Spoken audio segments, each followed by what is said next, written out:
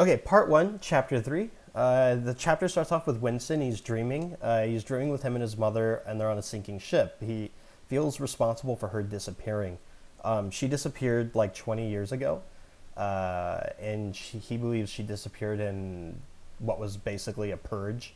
Uh, in real life, a purge is like when the Soviet Union or China, they wind up killing or imprisoning millions of people if they're disloyal. Anyway, so in this book, this is what happened, and his mom disappeared.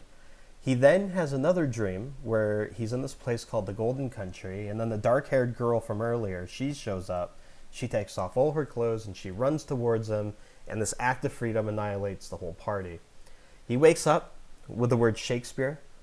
He doesn't know where it came from, but right at that moment he woke up, there's a high pitched whistle on the telescreen, which is the alarm for all the workers to get up and start doing their physical exercise, which is called the physical jerks.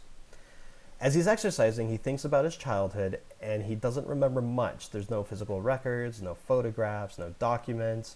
He's not sure how the world was, but he knows it was different.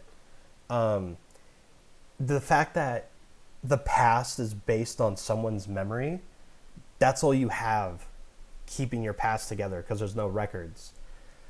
He starts thinking about the country Oceania and its relationship to other countries, specifically Eurasia and East Asia. And according to official history, Oceania was always at war with Eurasia and allied with East Asia, but Winston knows for a fact that the records have changed because that's his job. He changes the records of the past.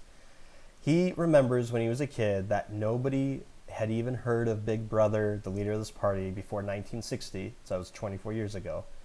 And then when you read stories about him now, though, all these records go back into the 1930s, kind of like the guy was around forever.